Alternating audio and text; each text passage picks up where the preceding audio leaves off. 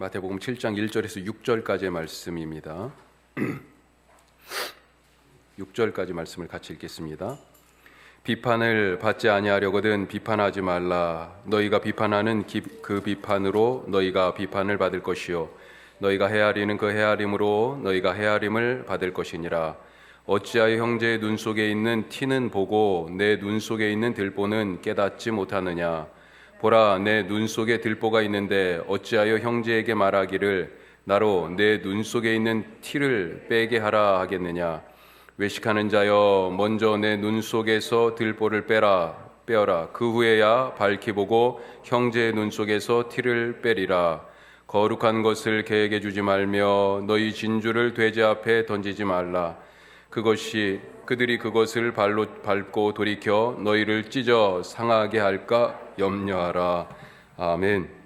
아멘. 예수님의 제자들이 서기관과 바리새인들의 의보다 더 나은 한 단계 더 한 단계가 아니에요. 질적으로 다른 그런 더 나은 의의 삶을 살아야 된다라고 계속해서 말씀하셨고, 거기에 따라서 지금 이 산상복음의 말씀들을 마태복음 5장부터 7장까지 계속해서 해주고 계시는데요. 이 더 나은 의의 삶을 제자들이 살아가는 데 있어서 주의해야 할, 어떻게 보면 걸림돌이 될 수도 있지만 그것을 통하여서 정말로 더 나은 의로운 삶을 확실하게 살아갈 수 있는 그런 주제 3가지가 있었습니다.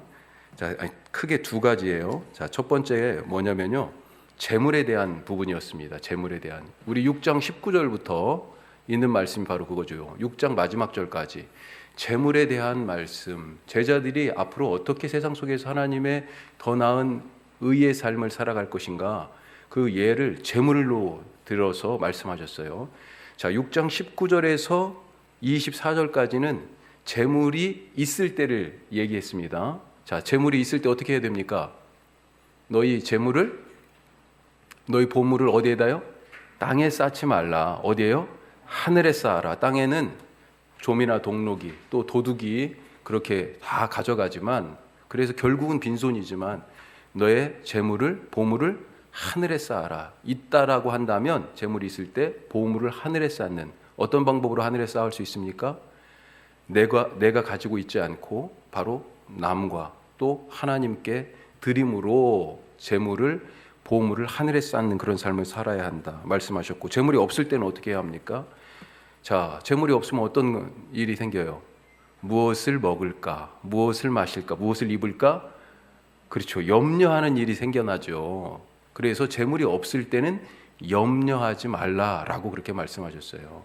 들의 백합화를 봐라, 하늘의 새를 봐라. 그러면서 뭘 요구하십니까? 너희 하나님께 진짜 너희가 구할 것, 무엇을 먹고 마시고 입을까를 염려하여 구하는 그것보다 앞선 것을 구하면 이 모든 것은 하나님께서 너희에게 더하시리라. 자, 먼저 구해야 될 게 뭡니까? 하나님의 나라와 하나님의 의, 바로 그거죠. 자, 재물에 대해서 그렇게 말씀하셨고, 오늘 말씀 그리고 다음 주 말씀은 뭐냐면요, 관계에 대한 말씀입니다. 세상 속에서 하나님의 더 나은 의의 참된 제자의 삶을 살아가기 위해서 지금 중요하게 여기시는 부분 중에 하나가 관계에 대한 부분이에요. 오늘 말씀은 그 중에 6절까지 이웃을 대하는 태도, 형제를 어떻게 대할까, 또 7절부터 11절까지는요 하나님을 향하여 어떤 태도를 가질까, 바로 그런 얘기입니다. 그래서 우리가 관계를 얘기하면 수평적 관계와 수직적 관계, 그렇게 크게 둘로 얘기할 수 있잖아요. 우리 사이의 관계 그리고 하나님과의 관계, 이 둘로 나눠볼 수 있는데, 오늘 말씀은 형제를 대하는 태도, 우리 이웃들과 어떤 관계를 가져야 하는가, 특별히 그것에 있어서 7장 12절 말씀이 좀 동떨어져 있는데, 이 말씀이 인간관계의 황금률이라고 얘기하죠. 이 말씀은 나중에 다시 우리가 나눠보도록 하고요. 오늘은 6절까지 비판 혹은 정죄 혹은 심판 혹은 판단, 같은 단어인데 사실은 같은 단어를 지금 헬라어의 다른 번역이라고 볼 수 있습니다. 이런 관점에서 이웃과의, 형제와의 그런 관계, 형제들과 어떤 태도로 형제들을 섬겨야 할 것인지에 대한 말씀을 나누도록 하겠습니다. 자, 오늘 말씀은 결론이 이미 나와 있어요. 간단하고 명료합니다. 1절에 이미 예수님이 결론을 딱 내리시고 말씀을 시작하십니다. 자, 1절 같이 한번 다시 읽겠습니다. 비판을 받지 아니하려거든 비판하지 말라. 자, 이게 예수님의 지금 형제들을 대하는 태도의 핵심적인 말씀이면서 결론이에요. 자, 비판하지 말라 이렇게 돼 있습니다. 그런데 그 이유가 뭐라고 돼 있어요? 비판을 받지 아니하려거든. 비판하지 말라. 그렇게 되면 네가 비판받지 아니하리라. 영어 번역은 그렇게 돼 있습니다. 헬라어도 그런 식으로 사실은 돼 있어요. 자, 여기서 비판이란 말은 아까도 말씀드렸지만 거기 지금 써 있죠. 헬라 말도 하나 써드렸는데 그게 크리노라고 읽습니다. 크리노. 자, 그 K 다음에 이렇게 Q자처럼 P자처럼 생긴 거 있잖아요. 예, 여기 지금 뭐라고 써 있어요? XP 이렇게 써 있습니까? 없어요? 우리 교회 보면 가끔 여기 앞에 여기 우리 X하고 이렇게 P자처럼 이렇게 생긴 게 있잖아요. 이게 무슨 뜻인지 아십니까? 이게 P가 아니고요. 사실은 지금 여기 돼 있는 것처럼 이렇게 돼 있는 겁니다. 콩나물 대가리를 거꾸로 놓은 것처럼.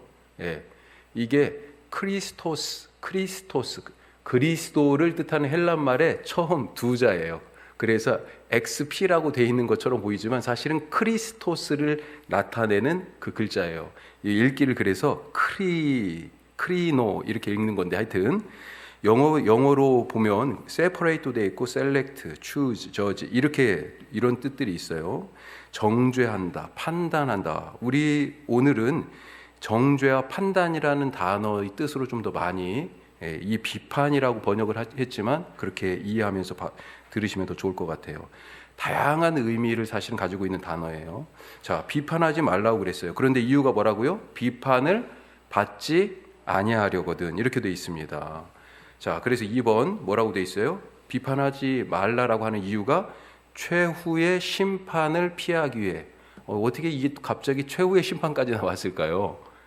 자, 비판을 받지 아니하려거든 이라고 하는 이 말이 문법적으로는 거기 수동태라고 되어 있죠. 밑줄이 그어져 있습니다. 이게 복음서에 자주 나오는 용법 중에 하나인데 신적 수동태 써주세요. 신적 수동태. 그러니까 하나님이 뭔가를 행하시는 건데 그걸 이 수동태적인 방법으로 하는 거예요. 이렇게 표현하는 거예요. 그 문법적인 어떤 특징입니다. 그러니까 비판을 받지 아니하려거든. 지금 비판을 받는 주체는 누굽니까? 내가 지금 사람인 비판한 내가 비판을 받는 거잖아요. 그런데 그 비판을 누가 행하시는 거예요? 하나님이 행하신다는 얘기입니다. 신적 수동태라서. 하나님이 지금 비판, 자, 아까 다른 말로 심판 혹은 정죄 이런 식으로 지금 얘기할 수 있어요. 즉 하나님으로부터 심판을 받지 아니하려거든 다른 사람을 비판하지, 다른 사람을 심판하지 말라라고 지금 말씀하고 있는 것입니다. 여기에서 이 심판자 역할을 하는 자가 결국은 어떻게 돼요? 다른 사람을 그렇게 비판하고 판단하는 자가 하나님의 마지막 때 심판대 앞에 서서 하나님의 심판을 받는다. 그 얘기입니다. 이거 엄청난 얘기죠, 사실은. 나는 지금 바로 눈앞에 있는 형제 그 얘기 그거 하나 그냥 비판했는데 그것이 나중에 하나님의 심판대 앞에서 하나님이 나를 심판할 근거가 되신다라고 하는 말씀이잖아요. 우리는 남을 비판하고 정죄하지만 그것 때문에 우리가 하나님의 심판대 앞에 서게 된다라고 하는 사실. 그렇기 때문에 비판하지 말라고 말씀하십니다. 비판하는 만큼 다 책에 기록되어 있을 거예요. 예, 나중에 하나님이 다 물어보실 겁니다. 우리는 생각 잘 안 나도 그때 그 일 물어보실 거예요. 자, 따라서 2절 말씀도 이런 빛 아래에서 오늘 2절 말씀을 보면 2절이 어떻게 돼 있어요? 너희가 비판하는 그 비판으로 너희가 비판을 받을 것이요. 이 비판은 누가 하는 거예요? 이 심판은 하나님이 하시는 것입니다. 너희가 헤아리는 그 헤아림으로 너희가 헤아림을 받을 것이다. 누가 헤아리시는 거예요? 여기서 이 헤아린다라고 하는 단어는 재다라고 하는 뜻입니다. 영어로 얘기하면 measure, 기준, 척도 이런 뜻이죠. 예. 그리고 이런 되박 이런 뜻이기도 해요. 그러니까 되박에 딱 지금 다뤄봤는데 안 차는 거죠. 그 헤아림으로 헤아림을 받는다. 우리가 보통 내가 비판했으니까 남이 나에 대해서 그것에 대해서 비판할 거야. 내가 누군가를 헤아렸으니까 그 사람이 나를 그런 방식으로 헤아릴 거야 라고 생각할 수 있는데, 그것을 넘어서 하나님으로부터 심판을 받고 하나님이 재보시는 그 저울에 올라가게 된다는 거예요. 참 무서운 말씀입니다. 자, 3번. 그래서 이렇게 최후의 심판대 앞에 서게 되는데, 그러면 그 심판대 앞에 서지 않기 위해서 어떻게 해야 됩니까? 1번. 비판하지 말라. 그렇죠? 다시 1절로 돌아가서 비판하지 말라고요. 예. 자, 로마서 2장 말씀 같이 한번 읽어보겠습니다. 로마서 2장 1절 말씀입니다. 바울도 이 비판에 대해서 로마서에서 이렇게 얘기해요. 그러므로 남을 판단하는 사람아, 누구를 막론하고 내가 핑계하지 못할 것은 남을 판단하는 것으로 내가 너를 정죄함이니 판단하는 내가 같은 일을 행함이니라. 맥락이 좀 비슷하죠? 오늘 말씀하고. 여기서 판단이 지금 계속 3번이나 나오는데, 이 판단이라는 헬라 단어가 지금 여기에서 비판이라고 번역된 1절 말씀의 그 비판하고 같은 단어입니다. 심판이라고 생각하시면 돼요. 네가 남을 딱 기준이 돼가지고 심판, 맞아, 틀려 라고 그렇게 지금 얘기하는 그 판단, 그 심판으로 네가 심판을 받는다는 거죠. 비판하지 말라, 심판하지 말라. 자, 또 심판대 앞에, 하나님의 심판대 앞에 서지 않기 위해서 두 번째로 요엘서 말씀 한번 읽어보죠. 요엘서 2장 13절 말씀입니다. 우리가 그 심판대, 하나님의 그 심판을 피하기 위하여서 우리에게 필요한 것이 무엇인가? 여기 나와 있어요. 자, 같이 읽습니다. 너희는 옷을 찢지 말고 마음을 찢고 너희 하나님 여호와께로 돌아올지어다. 그는 은혜로우시며 자비로우시며 노하기를 더디하시며 인애가 크시사 뜻을 돌이켜 재앙을 내리지 아니하시나니. 자, 무슨 말씀이에요? 하나님께 지금 뭘 구하라는 것입니까? 예? 그렇죠. 자비를 구하라는 말씀이죠. 자, 다른 표현으로 그 다음 말씀 한번 읽어보죠. 야고보서 2장 13절 말씀입니다. 우리가 자비라고도 얘기할 수 있는데 같이 읽어요. 긍휼을 행하지 아니하는 자에게는 긍휼 없는 심판이 있으리라. 긍휼은 심판을 이기고 자랑하느니라. 심판을 이기는 게 뭐예요? 긍휼이에요. 자비를 베푸는 것입니다. 같은 말이죠. 다른 사람을 긍휼히 여기는 자는 복이 있나니 저희가 긍휼히 여김을 받을 것이다 라고 이미 마태복음 5장 산상보훈 시작할 때 팔복에서 얘기했잖아요. 심판을 이기는 것이 뭐예요? 하나님의 그 자비하심, 하나님의 그 긍휼하심. 그는 어떤 분이세요? 은혜로우시며 자비로우시며 노하기를 더디하시며, 그래서요 인애가 크셔요. 사랑이 넘쳐서 어때요? 뜻을 돌이켜 재앙을, 심판을 내리지 아니하시는 그 하나님의 성품에, 그 자비하심에 의지하여 긍휼을 베푸시기를 구하라는 것입니다. 그래서 두 번째, 3번에 2번 뭘 구해요? 자비를 구하라, 혹은 긍휼을 구하라. 같은 말씀으로 계속 보면 하나님은요, 용서하는 자를 용서해주고 정죄하는 자를 정죄하신다라고 하는 거잖아요. 지금 우리가 그 7장을 막 읽었는데 주기도문을 사실은 빼놓고 왔어요. 주기도문과 연결된, 주기도문 바로 아래 사실은 부록처럼 붙어있는 말씀이 있습니다. 6장 14절 15절 말씀 보죠. 자, 거기 이렇게 되어 있습니다. 너희가 사람의 잘못을 용서하면 너희 하늘 아버지께서도 너희 잘못을 용서하시려니와 너희가 사람의 잘못을 용서하지 아니하면 너희 아버지께서도 너희 잘못을 용서하지 아니하리라. 똑같은 패턴으로 얘기를 하면 너희가 다른 사람의 실수를 용납하면 이게 뭐예요? 이건 비판받아 마땅한 거잖아요. 예, 그렇죠. 그 잘못한 거니까, 그 실수니까. 너희가 다른 사람의 실수를 용납하면 나도 너희 실수를 용납하고, 이런 말씀이잖아요. 참 대단한 말씀입니다. 마태복음 18장에 두 종이 나옵니다. 한 사람은요 1만 달란트의 빚을 졌어요. 자, 이 사람이 이거 1만 달란트는 상상할 수 없는 돈이에요. 예전에도 한번 말씀드렸는데 1 달란트가 6천 데나리온이라고 그랬잖아요. 6천 데나리온. 그런데 1 데나리온이 얼마냐면 하루 품삯이에요, 사람의. 요즘 뭐 15만 원, 20만 원 이렇게 한다고 그러면 얼마 정도예요? 6천 데나리온이면 계산이 나오죠. 거기에다가 그게 1달란트인데 1만 달란트예요. 1만 달란트. 상상할 수 없는 돈을 사실은 빚진 종이 주인으로부터 탕감을 받았습니다. 그런데 나와가지고 누구의 멱살을 잡았어요? 100데나리온, 3개월치 월급, 일당.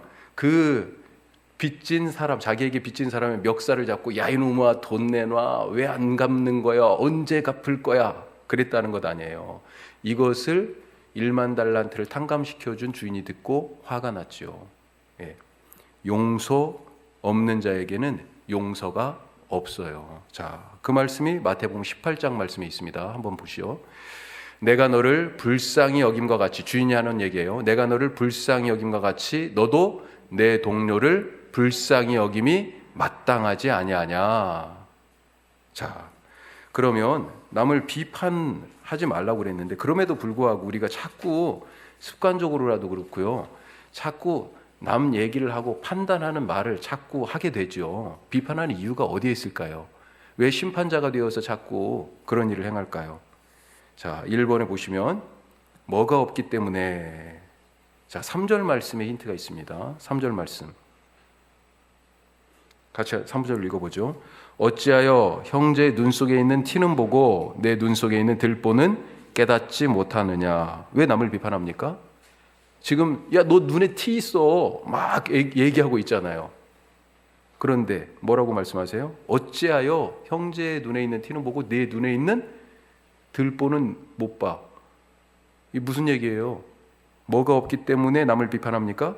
자기 성찰이 없기 때문에. 내 눈에 지금 들보가 있는 걸 모르고 있는 거죠. 이 자기 성찰이 없는 사람을 예수님은 뭐라고 말씀하셨습니까? 내 눈에 들보가 들어있는데도 남의 겨우 티끌을 가지고 야 그렇게 지금 비판하는 이 사람을 보고 예수님이 5절에서 뭐라고 말씀하세요? 그를 뭐라고 부릅니까? 외식하는 자여, 그렇게 말합니다. 다른 말로 위선자여, 이렇게 얘기하는 거죠. 위선자. 이 가식적인 놈아.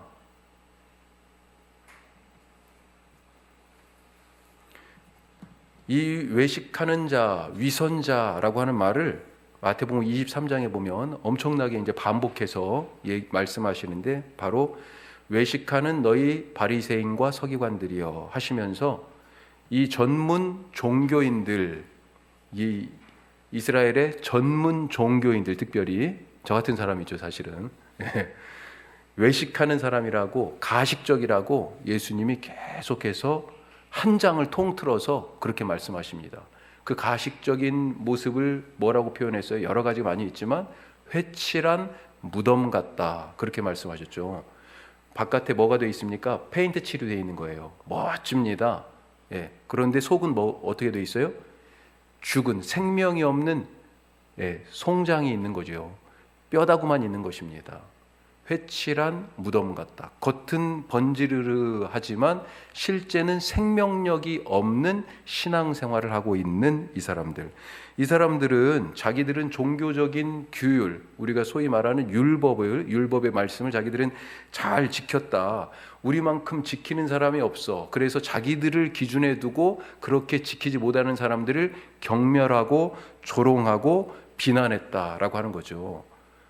자주 우리가 지금 이 바리새인이나 서기관과 비교되는 말씀들을 앞에서부터 계속 나눴기 때문에 거의 이 말씀 나눌 때마다 이 사람이 등장했던 것 같은데, 누가복음 18장에 세리와 함께 성전에 기도하러 올라간 바리새인, 이 바로 그런 태도를 가지고 있었죠.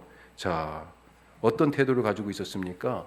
저 사람과 나는 같지 않습니다 하는 그런 차별적 의식을 가졌어요. 뒤에 가서 다시 한번 살펴보죠. 자, 따라서 자기 성찰이 없는 이런 사람들을 예수님이 위선자라고 불렀는데, 우리는 그럼 어떻게 해야 되겠습니까? 자기 성찰을 통해서 내가 어떤 죄인인지 깨닫고 그리고 심판대 앞에 서지 않기 위하여 어떻게 돼요? 죄가 있는데 심판대에 서야 되잖아요. 그렇죠? 나를 되돌아보니까 내 눈에 지금 들보가 있어요. 저 사람보다 더 큰 죄가 내 속에 있어요. 이게 내 내면에 있어서 겉으로는 안 드러났어요. 예를 들면 예수님 뭐라고 그랬어요? 간음 이런 걸 얘기하셨잖아요. 살인 이걸 말씀하셨잖아요. 겉으로는 손으로는 누구를 죽이지 않았어요. 하지만 마음속에서는 이미 숱하게 죽였다고요. 나를 성찰했을 때 겉으로 드러나지 않은 속에 감추어져 있는 그 죄 때문에 심판대 앞에 설 것이 이제 두려워지잖아요. 그러니 어떻게 합니까? 하나님 앞에 자비와 긍휼을 구하는 겸손한 태도를 갖게 되죠. 그 자비와 긍휼을 구하는 겸손한 태도를 가진 사람이 남을 비난하고 정죄할 수 있겠어요? 할 수 없다는 것입니다. 자, 그런 의미에서 누가복음 18장 14절 말씀 한번 보죠. 누가복음 18장 14절 말씀, 14절입니다. 바리새인과 같이 기도하러 갔던 그 세리, 바리새인과 세리의 그 기도를 성전에서 예수님이 보시고 하신 말씀이에요. 내가 너희에게 이르노니 이에 저 바리새인이 아니고 누가요? 바로 이 사람 세리가 의롭다 하심을 받고 집으로 내려갔다. 무릇 세리를 보니까 뭐라고 말씀하십니까? 자기를 높이는 자는 낮아지고, 이건 바리새인이죠. 자기를 낮추는 자는 높아지리라. 자, 노란색으로 써 있는 부분, 누구를 하나님께서 의롭다 하세요? 자기를 낮추는 사람. 하나님의 자비를 구하면서 내가 죄인입니다 고백하고 심판대 앞에 설 것을 두려워하면서 하나님의 자비를 구하는 겸손한 사람, 자기를 낮추는 사람이 바로 하나님의 은혜를 입는 의롭다 이렇게 불려질 수 있는 사람이 된다라고 하는 것입니다.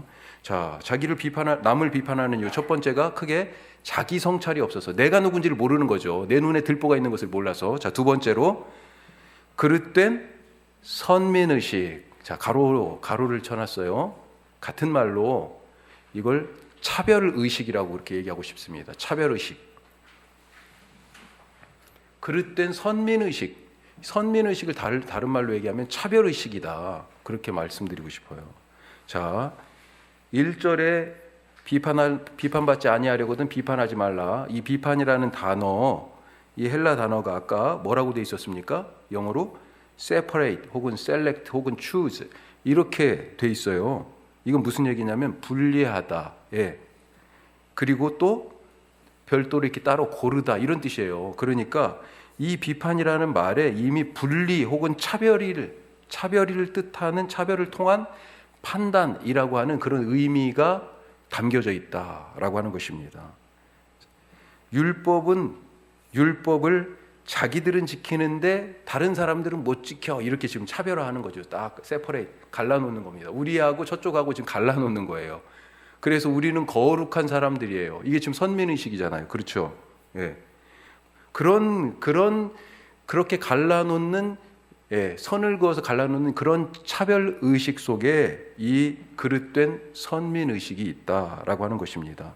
하나님의 선택을 자기들에게만 이렇게 딱 국한시켜 놓고 우리만 거룩해 라고 지금 말하는 거예요. 이걸 두 가지로 나눠서 볼 수 있는데, 첫 번째 혈통적 선민의식.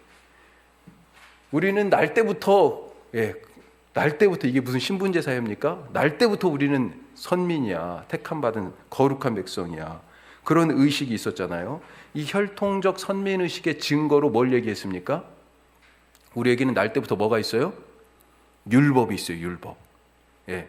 그리고 이 율법의 결정체가 어디예요? 무엇이에요? 이 율법을 통하여 하나님이 약속을 주셨잖아요. 너희들은 내가 택했다라고 하는 증거가 있어요. 뭡니까? 할례예요. 할례. 몸에 있는 표시.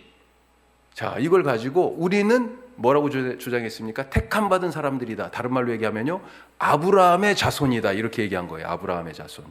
자, 마태복음 3장 9절 말씀. 이건 세례 요한이 한 얘기예요. 이들이 얼마나 혈통적으로 우리는 이미 구원받았어. 우리는 아브라함 자손이니까 우리는 구원받았어. 이렇게 지금 자부심을 떨고 있을 때 세례 요한이 이렇게 얘기했죠. 자, 속으로 아브라함이 우리 조상이라고 생각하지 말라. 내가 너희에게 이르노니 하나님이 능히 이 돌들로도 아브라함의 자손이 되게 하시리라. 아멘. 자, 이런 의식이 이 사람들에게 있었어요. 그러니까 혈통적으로 아브라함의 후손, 그리고 지금 육체적으로 할례 표시가 없는 사람들은 너희들은 거룩하지 않아, 이렇게 이미 차별, 선을 그어 놓은 거죠. 자, 또 한 가지 뭐가 있습니까? 종교적 선민의식. 종교적 선민의식. 그래서 나는 경건하고 거룩한데 저 사람들은 아니야 라고 하는, 왜요? 나는 지금 말씀을 잘 지키고 있거든요. 율법을 잘 준수하고 있거든요. 바리새인들이 바로 이런 종교적 우월감, 종교적 선민의식을 갖고 있었죠. 자, 아까 말씀드린 누가복음 18장에 바리새인 어떻게 기도하는지 다시 한번 보죠. 자, 이렇게 기도했습니다. 같이 읽어요. 바리새인은 서서 따로 기도하여 이르되, 지금 누구하고 서서 따로 기도해? 누구하고 따로 해요? 세리하고 같이 올라왔거든요. 세리하고 지금 따로 같이 있고 싶지 않아요. 저 냄새 나는 사람이에요. 예? 죄의 냄새가 나요. 같이 있는 것 자체가 지금 기분 나쁜 거예요. 같이 지금 시간이 어떻게 이렇게 맞아? 저 사람하고 같이 성전의 계단을 올라오는 것 자체가 지금 기분이 나쁜 거예요. 자, 바리새인은 서서 따로, 종교적 우월감이죠. 따로 기도하여 이르되, 같이 읽어요. 하나님이여, 나는 다른 사람들 곧 토색 불의 간음을 하는 자들과 같지 아니하고 이 세리와도 같지 아니함을 감사. 뭘 감사해요 지금? 감사의 내용이 뭡니까? 저 사람하고 안 같아서 감사합니다. 바로 여기 내 옆에 있는 이 세리하고 안 같아서 감사합니다. 이 종교적 우월감이죠. 이건 뭐예요? 이미 그 우월감 속에 세리에 대한 판단이 들어가 있잖아요. 정죄하고 있잖아요. 저 죽을 죄인하고 달라서 감사합니다. 진정한 선민의식은 그 무엇일까요? 자격이 안 되는 나에게 하나님께서 긍휼을 베풀어 주셔서, 우선은 자격이 내가 안 되는 걸 알아야 돼. 자기 성찰이 필요하다고 그랬잖아요. 자격이 안 되는 나에게 하나님께서 긍휼을 베풀어 주셔서 나를 택하시고 구원하시고 자녀 삼으신 그 하나님의 은혜에 응답하여서 나만 구원받는 게 아니고요, 나만 자녀가 되는 게 아니고요, 다른 모두가 이 하나님의 긍휼하심, 긍휼을 베풀어 주시는 이 은혜를 입도록 자기를 드리는 자, 그가 바로 진짜 하나님의 택하신 백성이다 라고 하는 거죠. 아브라함을 원래 택하실 때 그 내용이 들어가 있습니다. 창세기 12장 한번 보죠. 자, 아브라함 택하실 때 이미 그 내용이 들어가 있어요. 내가 너로 큰 민족을 이루고 내게 복을 주어 내 이름을 창대하게 하리니. 이게 지금 아브라함에게 주시는 말씀이잖아요. 네가 이제 복이 될지라, 이렇게 말씀하셨습니다. 우리 여기까지가 지금 문제예요. 여기까지는 다 이해할 수 있어요. 그런데 그 다음이 문제예요. 여기까지 못 나가. 나에게 복 주신 이유가 뭐예요? 노란 글씨만 읽어요. 땅의 모든 족속이 너로 말미암아 복을 얻을 것이니라. 네가 복이 된 것처럼 너를 통해서 땅의 모든 족속이, 네가 택함 받은 선민인 것처럼 땅의 모든 족속이 택함을 받았다, 구원받았다. 바로 이 땅의 모든 족속이 하나님의 형상으로 지음받은 그런 사람들인 것을 알고 구원받게 하는 것, 복이 되게 하는 것, 그것이 바로 아브라함이 택함을 받는 이유였다라고 하는 거죠. 이게 진짜 선민의식이다. 그렇지 않으면 어때요? 나는 구원받았는데 너는 구원 못 받았어. 이건 무슨 얘기예요? 나는 죄가 없는데 너는 죄가 있어, 이런 얘기죠. 자, 남을 비판하는 이유 세 번째, 왜 그렇습니까? 하나님의 자리에 올라갔기 때문에, 하나님의 자리에 올라갔기 때문에 그렇습니다. 자기가 기준이 되어서 심판자의 역할을 하는 것입니다. 아까 심판은 지금 누가 하는 거예요? 하나님이 하시는 거잖아요. 그런데 그 마지막 때에 있을 그 심판자처럼 자기가 지금 딱 기준이 되어서 심판을 하려면 자기 말이 맞아야 되잖아요. 자기가 기준이 되어서 이 사람이 맞아, 틀려를 정하게 되는 하나님의 자리에 올라간 것이다 라고 하는 거죠. 우리가 선악과 사건이 바로 이것을 얘기해 주고 있다라고 그렇게 알고 있잖아요. 왜 뱀이 어떻게 이 사람들을 유혹했습니까? 처음에 이것을 먹으면 너희 눈이 밝아져, 또 두 번째로 세 가지로 유혹했어요. 이 선악을 알게 하는 나무의 열매를 먹으면 너희 눈이 밝아져, 또 하나님처럼 되어, 그리고요 선악을 알게 될 것이다. 이렇게 얘기를 했어요. 선악을 알게 돼요. 결론적으로 선악을 알게 된다는 얘기가 무슨 얘기입니까? 선악, 무엇이 선하고 무엇이 악하다라고 하는 거죠. 무엇이 옳고 무엇이 틀리다, 무엇이 좋고 무엇이 나쁘다라고 하는 거죠. 이 모든 것을 누가 판단해요? 원래 하나님이 판단하시는 거죠. 그런데 이것을 먹으면 네가 하나님처럼 되어 네가 그 판단의 기준이 된다, 바로 그 얘기입니다. 선악과를 먹었다는 얘기는 내가 바로 하나님의 자리에 올라가서 그 모든 것의 기준이 된다는 거예요. 지금 비판을 하고 있는 사람의 자세가 바로 선악과를 먹은 아담과 하와의 모습이라는 거죠. 네가 맞아, 틀려, 하나님의 자리에 올라가서 판단하고 정죄하고 심판하는 그런 모습을 보여주고 있다.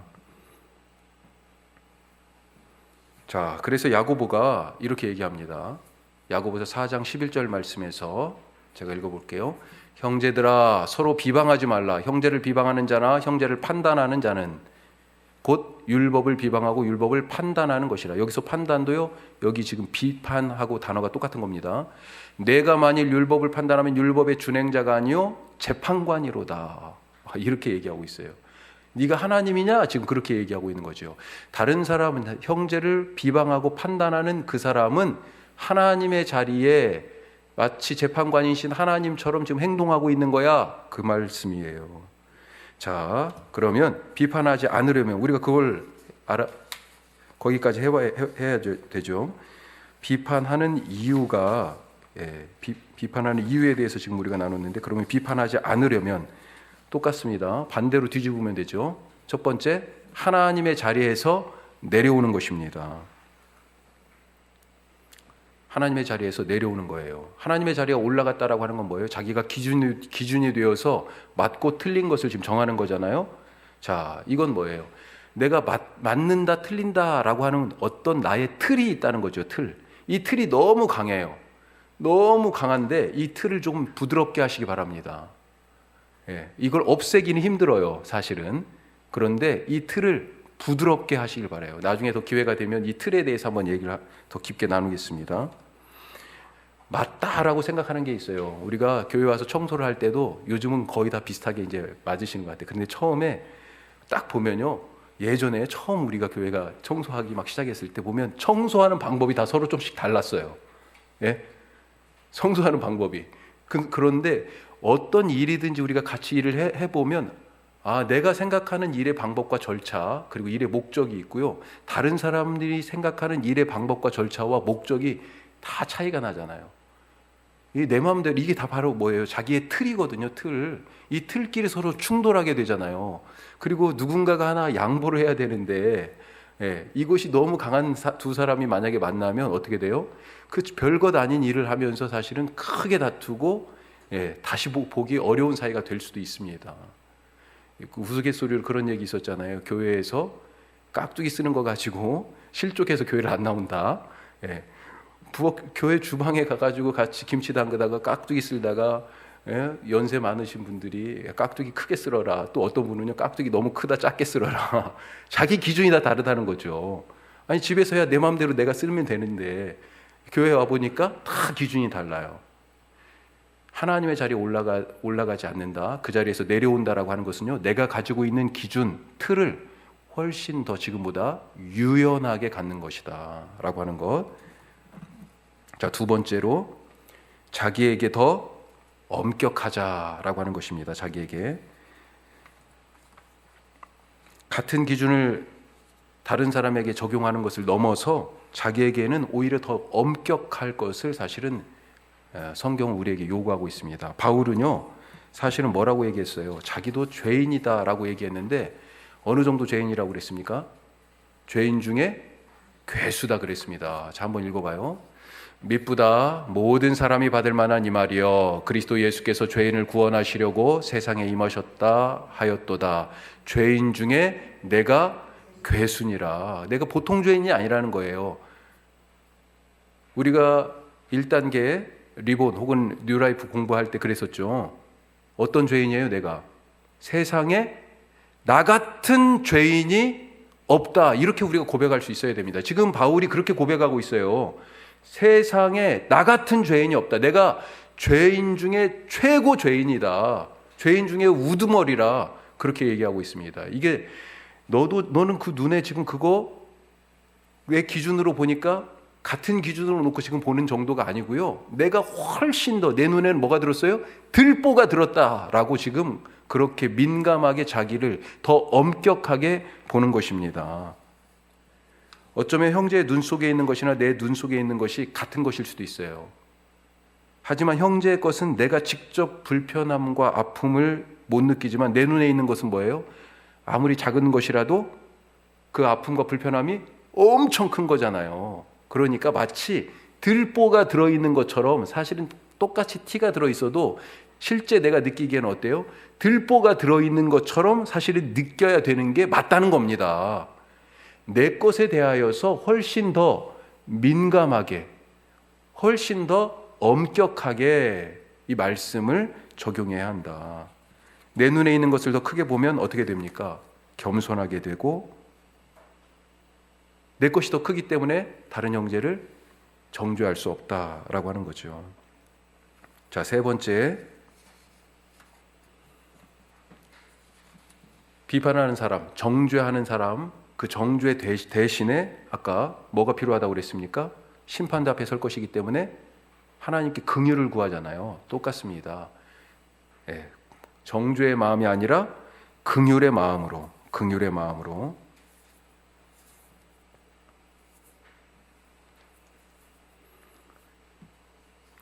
우리가 비판하는 이유 중에 하나가 뭐예요? 알려줘야 저 사람 모를 거야. 저거 고쳐야 되는데 저거 알려줘야 돼.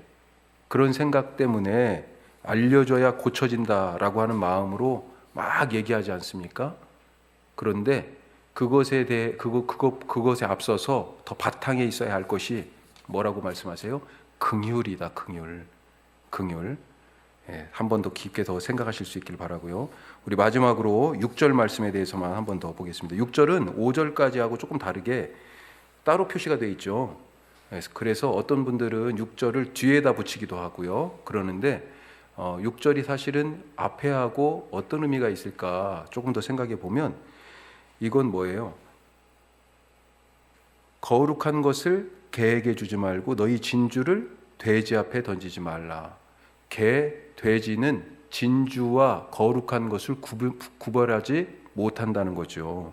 어떤 사람들은 무엇이 진짜고 귀한 것이고 무엇이 귀하지 않은 것인지 모른다는 것입니다. 그러니까 그 사람들이 저것을 분별할 수 있나, 귀한 것을 분별할 수 있나 없나를 판단할 수밖에 없는 경우가 있다는 거죠.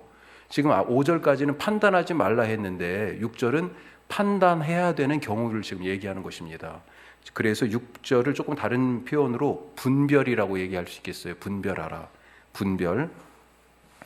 형제가 잘못을 하면 어떻게 해야 됩니까? 보고 가만히 있어야 돼요. 그러면 비판하지 말라고 그랬으니까, 정죄하고 판단하지 말라고 그랬으니까 아니죠. 분별을 해줘야 된다는 거죠. 분별을 해서, 예. 자, 비판과 분별이 구분된다는 얘기입니다. 마태복음 18장 말씀 한번 제가 읽어볼게요. 내 형제가 죄를 범하거든 가서 너와 그 사람과만 상대하여 권고하라. 만일 들으면 내가 내 형제를 얻은 것이요, 만일 듣지 않거든 한두 사람을 데리고 가서 두세 증인의 입으로 말마다 확증하라. 만일 그들의 말도 듣지 않거든 교회의 말하고 교회의 말도 듣지 않거든 이방인과 세리와 같이 여겨라. 이게 사실 5절에 있는 5절까지 말씀하고는 조금 결이 다른 말씀이죠. 이방인과 세리처럼 여겨버리라 라고 얘기하는 것입니다. 비난이 아니고 저 뭔가를 잘못한 사람이에요. 그 사람에게 가서 얘기를 해주고, 그리고 그 잘못에 대하여 두세 사람의 증인의 입으로도 확증을 필요하다만 하고, 그것도 안 되면 교회에 얘기하고, 그것도 안 들으면, 그러니까 형제의 실수와 잘못과 죄에 대하여서 분명하게 공동체적인 책임을 져야 하는데, 그것이 비판과 비난, 정죄와 심판이 아니고 그를 세우기 위한 방법으로서의 그런 분별, 그것을 지금 얘기하고 있는 것입니다. 자, 거룩한 것을 개에게 주지 말고 그랬습니다. 이 거룩한 것은 무엇을 뜻할까요? 하나님 나라의 복음이라고 얘기할 수 있겠어요. 그리고 개와 돼지는 뭘 얘기할까요? 이 복음을 받아들이지 않는 사람들, 거부하는 사람들을 얘기할 수 있습니다. 빌립보서 3장 말씀 한번 보겠습니다. 바울도 이렇게 얘기했어요.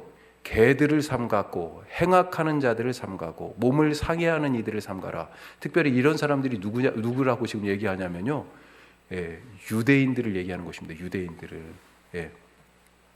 자, 두 번째로 뭘 또 분별해요? 복음을 위해 분별하라. 그렇게 말할 수 있습니다. 복음을 위해 분별하라. 자, 그리스도의 복음을, 지금 이 말씀이 바로 그거예요. 빌립보 교회에 복음을 전했잖아요, 바울이. 그리고 빌립보 교인들이 또 복음을 누구에게 전해야 되잖아요.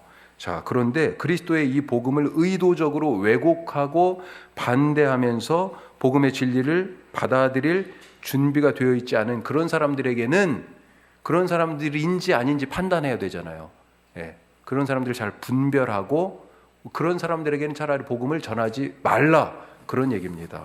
자, 우리가 말씀 두 절만 한번 보면 사도행전 13장 말씀이 있습니다.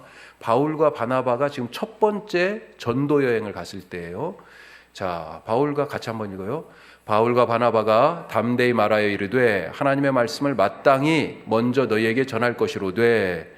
자, 마땅히 먼저 너희에게, 누굴까요? 유대인들입니다.